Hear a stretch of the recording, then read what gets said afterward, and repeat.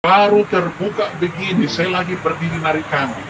Tiba-tiba hilang, keluar lagi. Tuhan, rupanya Tuhan memperlihatkan semua kejahatan saya. Tuhan memperlihatkan semua apa yang saya curah di kampung saya di timur sana. Shalom saudara-saudara terkasih dalam Tuhan Yesus Kristus. Senang kembali berjumpa dengan saudara-saudara sekalian. Kita akan menyaksikan atau mendengarkan kesaksian bagian ketiga daripada Pak Domingus. Bagaimana setelah melewati lubang seperti lubang jarum, saudara, dan di balik lubang jarum itu ada taman dan istana, ya, sampai dia bertemu dengan Tuhan Yesus, dan juga dia sampai di tahta surga dan melihat semua dosa-dosanya. Jadi saudaraku, tidak ada yang tersembunyi di hadapan Tuhan, apapun yang kita lakukan. Itu sebabnya Alkitab berkata, hendaklah kamu kudus sama seperti Bapamu yang di surga adalah kudus. Ya. Kita langsung menyaksikan, saudara, pastikan saudara mengikuti lanjutannya ini agar saudara bisa mengerti dan paham, ya. Setelah dia itu saudara, ya, leher belakangnya, maka dia dibawa malaikat ke surga dan dia ada di tahta surga, diperlihatkan dosa-dosanya dan bagaimana dia bercerita untuk kembali, ya. Saudara bisa mengikuti. Yang baru pertama kali hadir di dalam channel ini, saudara pastikan melihat seri daripada kesaksian Pak Domingus. Selamat menyaksikan. Tuhan Yesus memberkati. Malaikat yang membawa roh saya itu supaya keluarin tangannya untuk menarik mereka masuk. Tapi malaikat ini jalan terus. Semakin jalan-jalan ini semakin sempit. Di ujung jalan yang sempit, bahwa di sana ada pintu. Pintu itu oval, lonjong, ya, gaya lubang jarum. Akhirnya roh saya berkata gini, Tuhan Yesus, badan saya besar, tidak mungkin masuk. Tapi 5 malaikat ini mereka antri, ya. Jadi malaikat yang di depan saya, itu malaikat yang tadi depan kami, lalu satu lagi, lalu roh saya. Lalu 2 malaikat di belakang saya. Akhirnya mereka masuk. Lalu roh saya berkata gini, Tuhan Yesus, badan saya kecil, pasti masuk.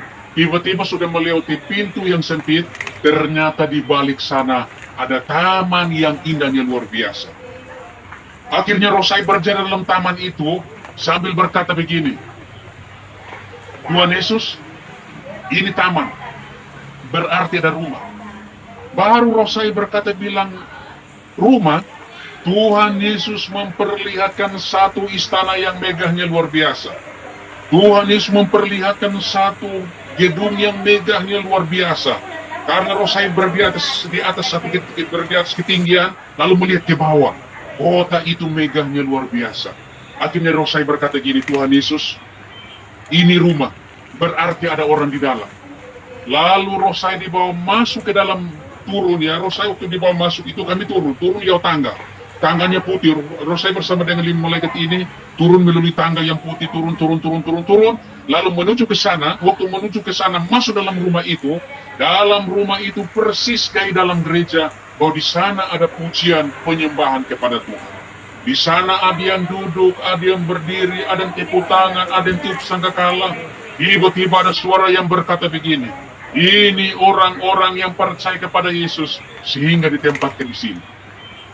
Lalu roh saya dibawa lagi, ya, ruangan kedua, persis seperti kamar yang pertama. Lalu dibawa lagi ke ruangan yang ketiga, ya, persis seperti ruangan yang pertama, kedua, bahwa di sana ada pujian penyembahan kepada Tuhan. Ada yang duduk, ada yang berdiri, nanti tepuk tangan, ada yang tiup sangkakala.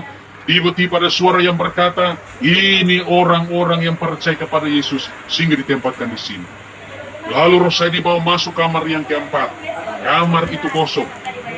Ruang keempat, ya, ruangan itu lebar itu, tapi dibuat begitu luar biasa, ya, nggak bisa diukirkan lah, ya. Ruangan yang megahnya luar biasa di sana. Lalu roh saya berlangkah 3-4 langkah ke depan, masih bersama dengan 5 malaikat itu. Lalu roh saya berkata gini, Tuhan Yesus, ini antara saya ke surga dan ke neraka. Baru berkata begini, saudaraku, 5 malaikat ini hilang. Akhirnya roh saya berdiri sendiri dalam ruangan itu. Lalu ada sinar kemuliaan Tuhan muncul sekitar 5 meter dari roh saya. Sinar kemuliaan Tuhan itu membuat mata roh saya nggak bisa melihat, karena sinar itu seperti matahari, membuat mata roh saya nggak bisa menatap lagi. Lalu tiba-tiba ada suara bergumandang dalam kamar itu, dalam ruangan itu. Berlutut, berlutut, berlutut. Ketika roh saya dengar suara itu, dalam sekejap roh saya berlutut. Ketika roh saya berlutut di sana, tiba-tiba dalam sekejap pun Tuhan membuka satu kitab yang besar. Tuhan membuka satu buku yang besar. Ketika buku itu terbuka, itu tulisan keluar dari buku itu gaya bara api. Keluar hilang, keluar hilang, keluar hilang. Begitu banyak tulisan. Tiba-tiba tinggal kertas putih, terbuka lagi lembaran yang kedua. Baru terbuka begini, saya lagi berdiri narik kambing. Tiba-tiba hilang, keluar lagi. Tuhan, rupanya Tuhan memperlihatkan semua kejahatan saya. Tuhan memperlihatkan semua apa yang saya curi di kampung saya di timur sana, di kampung saya. Tuhan memperlihatkan semuanya, curi kambing gimana, keluar kayak gitu. Curi ayam gimana, mulai jerat itu ayam sampai makan itu daging. Itu disuting, dikeluar seperti itu, saudaraku. Tuhan memperlihatkan semua kejahatan saya. Apa yang kita sembunyikan, di sana Tuhan akan membongkarnya, Tuhan akan memperlihatkan semua kejahatan apa yang kita lakukan. Lalu di situ roh saya berkata gini, Tuhan, ini perbuatan saya. Ini minggu yang lalu, bulan yang lalu, tahun yang lalu saya melakukan kejahatan. Tapi saya yakin dan percaya, Engkau mati dan kau salib untuk menebus dosa saya. Baru ngomong lagi ini, tiba-tiba tinggal kertas putih. Terbuka lembar yang ketiga, tulisan keluar begitu banyak lagi.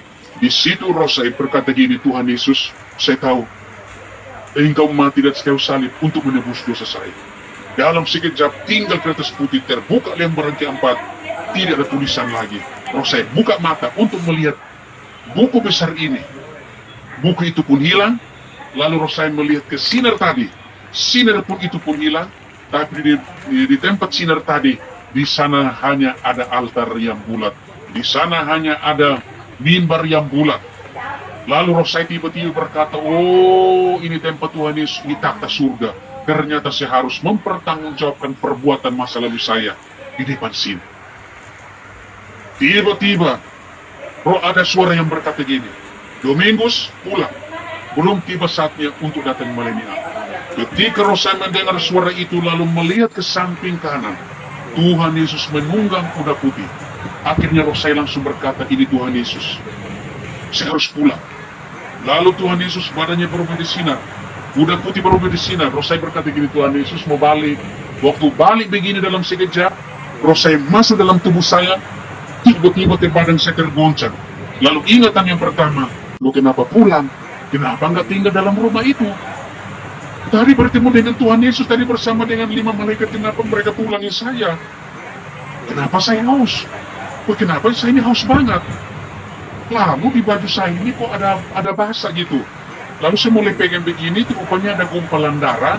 Ya, ada gumpalan darah yang besar-besar. Ya, lalu saya ambil 3 gumpalan darah, saya masukin dalam mulut saya.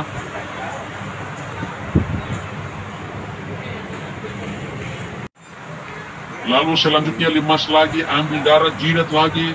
Baru saya ingat, Tuhan Yesus tadi jam 10 malam, sekarang jam berapa ya? Usaha membuka mata pun nggak bisa, karena di depan testa saya pun itu udah bolong, saudaraku. Lalu darah kan udah kering di mata saya, nggak bisa buka mata. Tapi saya kepingin mau bangun, mau jalan. Waktu mau angkat kepala, tiba-tiba kepala saya jatuh. Mau angkat lagi, nggak bisa lagi. Loh, Tuhan, lihat saya kok putus. Dan disitulah saya ketakutan. Lalu saya mulai berdoa, Tuhan tolong saya. Lalu saya mau berteriak, tolong, tolong, tapi suara nggak keluar lewat mulut. Suara keluar lewat luka di samping leher saya. Ini kan di leher saya udah bolong itu. Pita suara sudah bolong, tulang leher udah putus, saraf-saraf semuanya udah putus. Jadi ya semuanya bernapas lewat luka itu. Berbicara pun kalau gitu. Akhirnya saya mau bangun jalan, mau angkat kepala, tiba-tiba kepala saya jatuh, lalu saya berteriak, tolong! Tapi suara keluar dari luka itu, tolong, bernapas juga keluar, gitu ya. Akhirnya saudaraku, dan di situ saya berdoa dalam hati. Lalu ada singkat cerita, ada yang datang angkat saya kayak anci, dibawa ke jalan raya, sampai jalan raya, periksa KTP, tidak ada. Mereka berkata, ini tidak tahu identitasnya. Bawa dia ke rumah sakit yang dekat untuk diotopsi. Saya dengar, waktu mereka ngomong itu saya dengar, akhirnya saya bisa berbicara, saya bisa ngomong, saya bilang, Tuhan tolong saya mau bicara. Lalu ada satu bayangan masuk. Ketika bayangan sinar terang ini dia masuk, lalu dia keluar lagi. Akhirnya tiba-tiba saya bisa berbicara.